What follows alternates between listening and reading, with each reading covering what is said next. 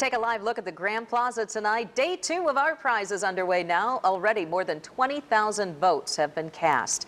Some of those votes are likely for this graffiti sketch of President Gerald Ford on the side of the Bob. We first showed it to you earlier this week. It is by an unknown graffiti artist, and the assumption is it's the same individual responsible for similar graffiti that popped up around the city earlier this year. Well, tonight we're learning that if he does well in the competition, he could have to pay up for his crimes. 24-hour News 8's Danny Carlson is live in Grand Rapids tonight with more on this. Danny? That artist is claiming responsibility for those earlier graffiti pieces. And we first told you at 24-hour News 8 at 5 that the artist responsible for, there's the painting right over there, the graffiti artist, the graffiti sprayed across the Bob. He might not be able to stay anonymous if he wins anything. And if his name does become public, we found out at least one group says he owes them some cash. Admitting to the earlier vandalism in a pre-recorded message about his artwork. Hello, this is the unknown graffiti artist. The title of my work is Vandalism. This is a reference to the debate surrounding previous installations of Gerald Ford stencils.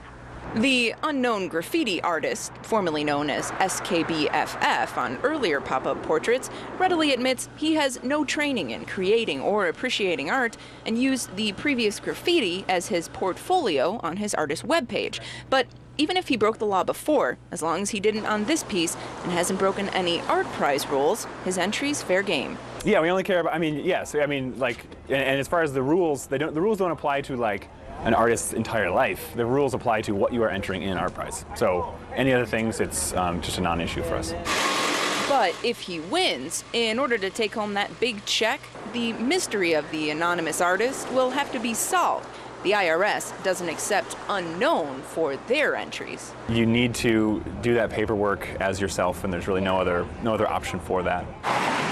And MDOT, who footed the bill to paint over that graffiti, has an idea of where some of that prize money could go. Oftentimes when we catch the vandal in the act, we'll have supervision from the police as they wash or clean up the graffiti. So in this case, since it's already been taken care of, we'll just, collect some of the prize money. So we're rooting for them.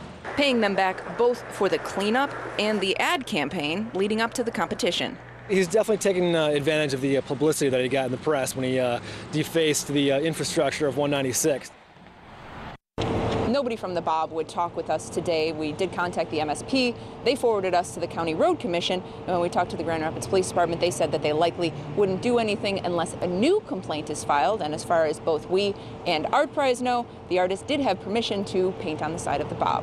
Live in Grand Rapids tonight, Danny Carlson, 24-hour News 8.